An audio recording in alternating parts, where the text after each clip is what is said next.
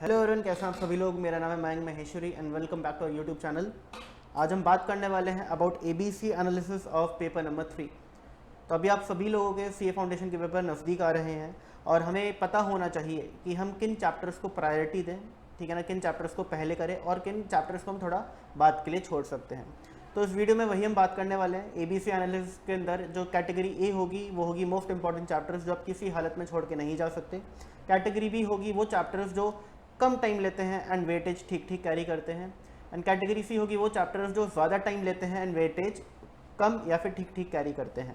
ठीक है, तो आइए जी देखते हैं अबाउट दीज कैटेगरीज। तो पेपर आपको पता ही है, बिजनेस मैथमेटिक्स, स्टैटिस्टिक्स और लॉजिकल रीजनिंग का 100 नंबर का पेपर होता है, जिसके अंदर बिजनेस मैथमेटिक्स 40 मार्क्स कैरी करता है, स्टैटिस्टिक्स 40 मार्क्स कैरी करता है एंड लॉजिकल रीजनिंग आपका 20 मार्क्स कैरी करता है।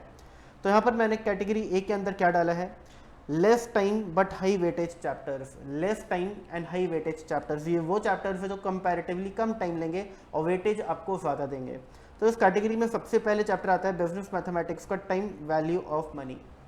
ये चैप्टर हार्डली आपका 5 to 6 आवर्स लेगा रिवाइज करने में और अराउंड 15 नंबर की इसकी वेटेज एग्जाम्स में रहती है। ठीक है ना, 13, 14, 15, 16 इस रेंज में ही चैप्टर की वेटेज रहती है।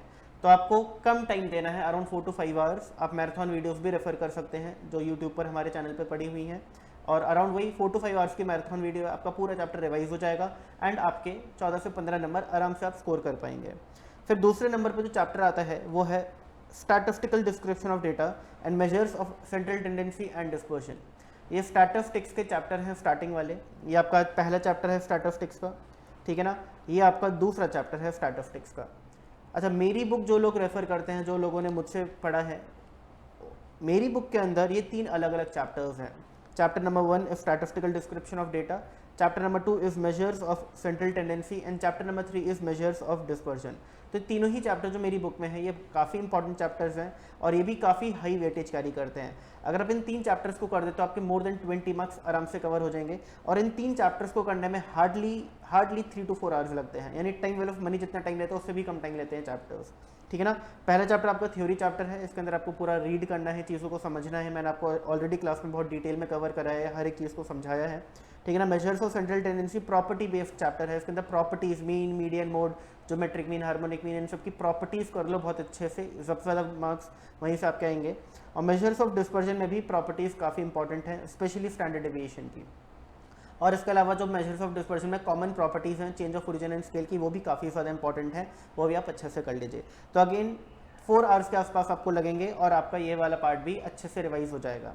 अच्छा, अगर आप रिवाइज अभी आप इस स्टेज पर हैं कि भाई हमने रिवाइज तो सर बहुत आगे की बात है, अभी तो हमने पढ़ाई शुरू नहीं करी, या फिर अभी पढ़ाई जस्ट शुरू करने की सोच रहे हैं कि हम अच्छे से पढ़ लें थोड़ा, अभी रिवीजन वाली नौबत तो आई नहीं है हमारी, तो आप इसी ऑर्डर के अंदर अपना सिलेबस भी कवर अप कर सकते हैं। तो अगर अभी आप सोच रहे हैं कि भाई आपको पढ़ना है, ठीक है ना, देर है दुरुस्त है, अगर पढ़ना है अभी सोच रहे हो तो आप इसी ऑर्डर में चैप्टर्स उठाओ। सबसे पहले टीवीएम को कंप्लीट करो, फिर स्टैटिस्टिक्स के पहले 2 या पहले 3 चैप्टर्स कवर करो। अगर आप सीए इंस्टीट्यूट की बुक से पढ़ रहे हैं, आईसीआई की बुक से पढ़ रहे हैं तो पहले 2 चैप्टर्स, मेरी बुक से पढ़ रहे हो तो पहले 3 चैप्टर स्टैटिस्टिक्स कवर करो और फिर आप लॉजिकल रीजनिंग कर लो। अगर आप ये तीन मेजर चंक कर लेते हो, ये मेजर चंक है आपके सिलेबस का। कैसे? अराउंड 15 नंबर के आसपास की इसकी वेटेज है, अराउंड 25 के आसपास, 22, 23, 24, 25, ठीक है ना, मैं थोड़ा कम ही लिख देता हूँ इसको, 20 मार्क्स के आसपास की इसकी वेटेज है, बल्कि 20 से ज़्यादा की ही वेटेज रहेगी इन 3 चैप्टर्स की। और लॉजिकल रीजनिंग के 20 मार्क्स की वेटेज है। तो आप देखोगे 3 चैप्टर्स ही आपके 55 मार्क्स की कवरेज कर देंगे। 3 चैप्टर्स तो नहीं बोलूँगा, 3 ये पार्ट्स, क्योंकि देखो ये तो एक चैप्टर है, चलो माना एक चैप्टर है टीवीएम, बट फिर जो सेकेंड पॉइंट के अंदर चैप्टर्स हैं 2 अलग अलग चैप्टर्स हैं, सी इंस्टीट्यूट की बुक में, मेरी बुक में 3 अलग अलग चैप्टर्स हैं, और लॉजिकल रीजनिंग में भी 4 अलग अलग चैप्टर्स हैं।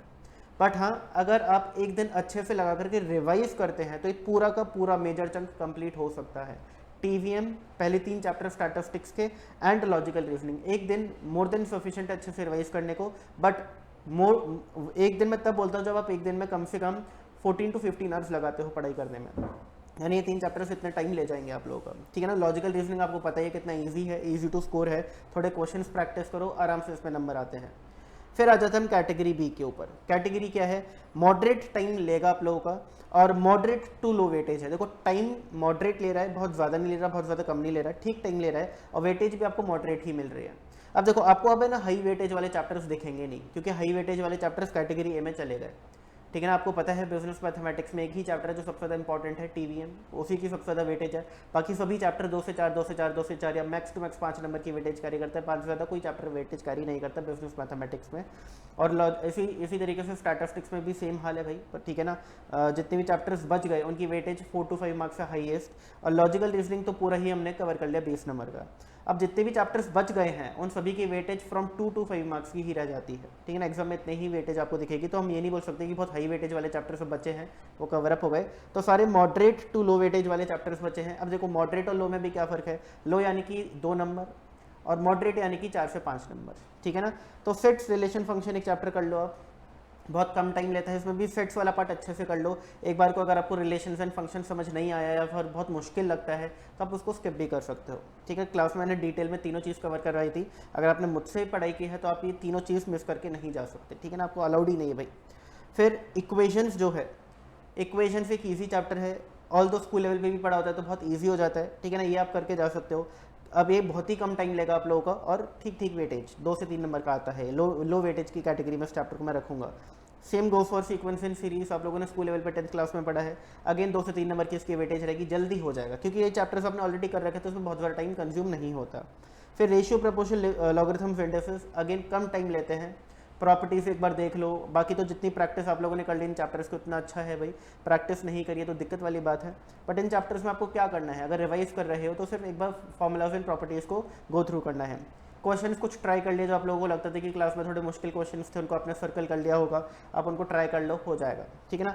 फिर आखिरी है लीनियर इनइक्वालिटीज। देखो इसकी वेटेज तो लो है बट ये चैप्टर हार्डली 20 या 25 मिनट लेता है रिवाइज करने में, हार्डली 20-25 मिनट, मैं तो बोलूँगा इनफैक्ट 15-20 मिनट का चैप्टर है, इससे ज़्यादा का चैप्टर है नहीं। रिवाइज करने आते हो तो पढ़ना है तो 2 घंटे का चैप्टर एक लेक्चर हम लेते हैं और लॉजिक ये जो लीनियर इनइक्वालिटीज से खत्म कर देते हैं, ठीक है ना। 2 घंटे नॉर्मल पढ़ाई करने में, इस चैप्टर को पढ़ने में लगता है और रिवाइज करने में हार्डली 10-15 मिनट लगते हैं और 1-2 नंबर का चैप्टर आ सकता है, तो इसलिए मैंने इसको कैटेगरी बी में डाल दिया है। अब कैटेगरी सी के अंदर कौन से चैप्टर हैं, कैटेगरी सी के अंदर वो चैप्टर्स हैं जो बहुत ज़्यादा टाइम लेते हैं, ठीक है ना, बहुत ज़्यादा टाइम मांगते हैं आप लोगों का और वेटेज इनकी मॉडरेट रहती है, ठीक है ना। जैसे परम्यूटेशन एंड कॉम्बिनेशन है, ये चैप्टर आपका 4 या 5 नंबर का आ सकता है, ठीक है ना। तो देखा जाए मॉडरेट वेटेज है, लो से तो ज़्यादा है, 2-3 नंबर के बाकी चैप्टर्स आ रहे थे, जैसे यहाँ पे ये चैप्टर्स थे इक्वेशंस, एपी जीपी, ये 2-3 नंबर के थे। और देखा जाए परम्यूटेशन कॉम्बिनेशन 4 या 5 नंबर का आ जाता है। बट एपी जीपी या इक्वेशंस को करने में टाइम कितना लगता है, 1 घंटा रिवाइज करने में। वहीं परम्यूटेशन कॉम्बिनेशन को रिवाइज करने में बहुत ज़्यादा टाइम लग जाता है, बहुत ज़्यादा। हमने क्लासेस भी, जब भी क्लासेस में चैप्टर किया था तो मैं क्लासेस भी बहुत सारी लगी थी इसके अंदर। इनफैक्ट पूरे सिलेबस के अंदर सबसे ज़्यादा क्लासेस पीएनसी चैप्टर ने ही ली थी और टीवीएम चैप्टर ने ली थी। अच्छा टीवीएम तो क्या है, चलो 14-15 नंबर का आता है तो इतना टाइम देना सही भी है, बट ये चैप्टर इतनी क्लासेस लेता है, almost equal classes, almost equal time लेता है जितना टीवीएम लेता है, टाइम ऑफ मनी लेता है, बट उसकी वेटेज 15-16 नंबर और इसकी वेटेज 4 या 5 नंबर, ठीक है ना। तो इसलिए मैंने इसको कैटेगरी सी में डाला है। आप लोग अच्छे से करके जाओ, अच्छे से करके जाओ, अगर आपको चैप्टर अच्छे से आता है, आप लोगों ने क्लास में अच्छे से पढ़ा है। बट अगर आप उस कैटेगरी में हो कि सर अभी तो हमने अच्छे से पढ़ा ही नहीं था, पढ़ेंगे खुद से बैठ करके, सेल्फ स्टडी करना चाह रहे हैं, तो इस चैप्टर को आप आखिरी में रखिए, अभी मत करिए क्योंकि आपका ये बहुत ज़्यादा टाइम लेगा। Same goes for theoretical distribution, chapter की वेटेज अराउंड 4 to 5 नंबर्स का 3, 4, 5 नंबर का एग्जाम में आ जाता है, बट अगेन वही दिक्कत है, बहुत ज़्यादा टाइम लेता है चैप्टर। इसके अंदर बायनोमियल डिस्ट्रीब्यूशन भी है, पॉइजन डिस्ट्रीब्यूशन और फिर सबसे महारती नॉर्मल डिस्ट्रीब्यूशन, ठीक है ना। अगर क्लासेस में अच्छे से किया है तो कर लो, वरना अगर अभी नहीं किया है, सेल्फ स्टडी करने का सोच रहे हैं आप लोग, तो फिर इस चैप्टर को आप आखिरी में प्रायोरिटी दीजिएगा।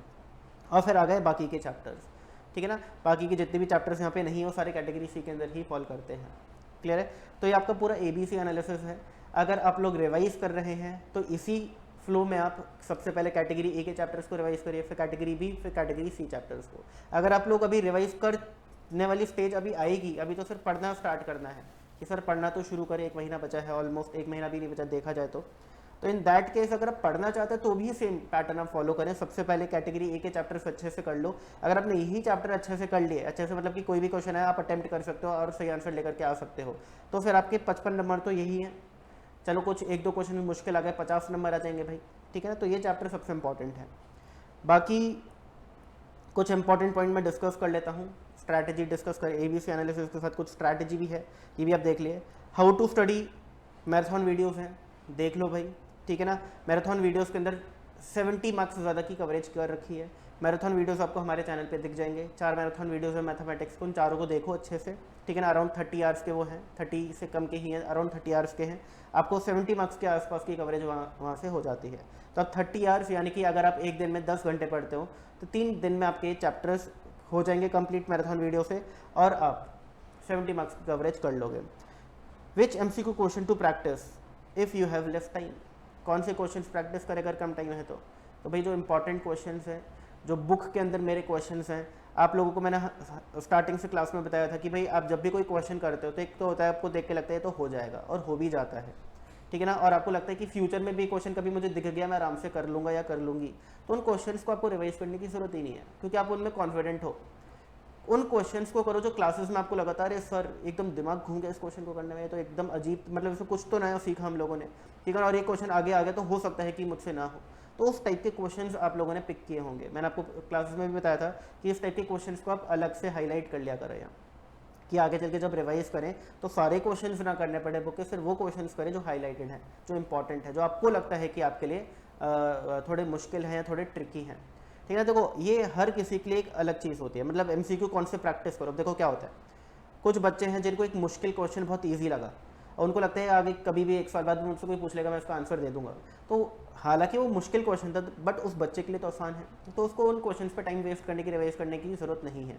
बट वहीं एक बच्चा जो होशियार था बट उसको एक इजी सा क्वेश्चन ट्रिकी लग रहा था, उसको एक इजी सा क्वेश्चन नहीं हो रहा था। होता है कई बार कि भाई हम बहुत समझदार अपने आप को फील करते हैं कि हम भाई बहुत समझदार हैं, हमसे हो जाते हैं क्वेश्चंस, बट कभी कभी हम इजी से क्वेश्चंस में अटक जाते हैं। अब वो क्वेश्चन जो इजी है वैसे जनरली इजी है बट आपको क्योंकि वो मुश्किल लगा है, ट्रिकी लगा है, तो उन क्वेश्चंस को आपको करना है, ठीक है ना। तो ऐसा नहीं कि सारे मुश्किल मुश्किल क्वेश्चंस करो, वो क्वेश्चंस जो आपको मुश्किल लगते हैं वो करो, ठीक है, जो आपको ट्रिकी लगते हैं वो करो। आपको हमेशा टारगेट बना करके चलना है। आपको पता है कि भाई पेपर नंबर 3 में 100 क्वेश्चन आते हैं और 2 घंटे का पेपर होता है, यानी कि 120 मिनट आपको मिलते हैं, 20 मिनट हटा दो भाई, ठीक है ना। आपको MCQ पेपर जो है उस पर OMR शीट्स को सर्कल करना है, नाम वाम लिखना है, क्वेश्चन पेपर, रीडिंग टाइम, ये वो सारी चीज़ें हटा दो, सब हटा दो, 20 मिनट उसमें से हटा दो इन सारी चीज़ों का। तो आपके पास मोटा मोटा देखा जाए 100 क्वेश्चन को करने के लिए 100 मिनट है, यानी एक क्वेश्चन को करने के लिए 1 मिनट, ठीक है ना। 100 क्वेश्चन को करने के लिए 100 मिनट, यानी कि एक क्वेश्चन को करने के लिए 1 मिनट। तो जब भी आप प्रैक्टिस करते हो आप देखा करो कि क्या मेरा एक क्वेश्चन 1 मिनट में हो रहा है, अगर हो रहा है तो आप उस क्वेश्चन को ठीक तरीके से कर रहे हो, जो अप्रोच होनी चाहिए उस अप्रोच को यूज़ कर रहे हो। बट अगर आपका एक क्वेश्चन 1 मिनट में नहीं हो रहा तो आपको अपनी अप्रोच चेंज करने की ज़रूरत है, आपको उसमें कोई ट्रिक्स को यूज़ करने की ज़रूरत है, आपको उसमें कुछ कैलकुलेशंस को शॉर्ट करने की ज़रूरत है, ठीक है ना। तो एक क्वेश्चन 1 मिनट का टारगेट हमेशा लेकर के चलो, हो रहा है नहीं हो रहा। अगर आपने एक क्वेश्चन में 5 मिनट लगा दिए, एक क्वेश्चन में 5 मिनट आप लोगों ने लगा दिए, तो आप ये सोच लो कि 5 मिनट में 5 क्वेश्चन होने चाहिए थे, बट आपके 5 मिनट में एक क्वेश्चन हुआ है, यानी आपने 4 क्वेश्चन का भी टाइम एक ही क्वेश्चन को देते तो वो 4 नंबर आपके कहीं ना कहीं डेंजर में है भाई, हो सकता है आप पूरा पेपर ना कर पाओ, ठीक है ना। तो ये चीज़ बहुत इंपॉर्टेंट है, स्पेशली मैथ्स के पेपर में, सबसे ज़्यादा मैथ्स के पेपर में इंपॉर्टेंट है। आपको कभी भी एग्जाम में गेसिंग नहीं करनी, आपको हमेशा याद रखना है प्रोबेबिलिटी चैप्टर, कि भाई अगर हमें आंसर पता है, हम उसको करके आते हैं तो हमें पता है वो ठीक है। Probability of getting it right is 1, ठीक है ना। प्रोबेबिलिटी पता है ना, मिनिमम 0 मैक्सिमम 1। बट अगर आप एक तुक्का मारते हो तो आपको पता है कि 4 ऑप्शन है, एक ही ठीक है, और आपने तुक्का मारा, आपको पता नहीं आंसर कौन सा ठीक है, तो उसके सही होने के चांसेस कितने हैं, 25%, 1/4, एक सही है 4 ऑप्शन में से, और गलत होने के चांसेस कितने हैं, 3/4। यानी आप नेगेटिव मार्किंग को ज़्यादा अट्रैक्ट करते हो तुक्का मारने में, ठीक है ना। नेगेटिव मार्किंग होने के ज़्यादा चांसेस होता है, और नेगेटिव मार्किंग से हमेशा बचो। कई बार ऐसा भी होता है कि बच्चा बेचारा पास होता होता फेल हो जाता है, उसके 40-42 नंबर बन रहे थे बट कुछ क्वेश्चंस गलत कराया, नेगेटिव मार्किंग की वजह से वो 39-38 रह गए, ठीक है ना। तो नेगेटिव मार्किंग से बचो, तुक्का बिल्कुल नहीं मारना, गैसिंग बिल्कुल नहीं करनी, पता है तो करो, नहीं पता तो छोड़ दो। डेली प्रैक्टिस आप कर सकते हैं, हमारा जो चैनल है टेलीग्राम चैनल, वहाँ पे हम कुछ क्वेश्चंस डालते हैं, ठीक है ना, उन क्वेश्चंस को आप कर सकते हैं डेली प्रैक्टिस के लिए। इसके अलावा आप एक पेज है, इसको फॉलो कर सकते हैं, इंस्टाग्राम पेज, ठीक है ना, हमारा ही इंस्टाग्राम पेज है वो, आप उसको फॉलो कर सकते हैं। उस पर डेली बेसिस पर कुछ क्वेश्चंस डालते हैं प्रैक्टिस के लिए, और नाम है उसका, इंस्टाग्राम पेज आप फॉलो कर सकते हैं, simply_mathematical, सिंपली अंडरस्कोर मैथमेटिकल। इस पेज को आप फॉलो कर सकते हैं। यहाँ पे आपको डेली प्रैक्टिस के लिए कुछ क्वेश्चंस मिल जाएंगे जो कि सीए फाउंडेशन के लेवल के ही होंगे, आप उनको भी ट्राई कर सकते हैं। ठीक है, फिर अगर आपको कुछ भी डाउट्स होते हैं तो अगेन आप CA knowledge portal Instagram handle पर जाकर के अपने डाउट्स पूछ सकते हैं। आपके डाउट्स जल्दी से जल्दी रिजॉल्व करने की पूरी कोशिश की जाएगी। तो यही था, आज के लिए इतना ही था। ठीक है ना, आई होप आप लोग अच्छे से प्रिपेयर करेंगे, कोई भी डाउट्स होगा पूछेंगे, जो ABC एनालिसिस है इसको प्रॉपर तरीके से फॉलो करेंगे। और मिलते हैं जल्दी ही नेक्स्ट वीडियो में। Bye bye and take care.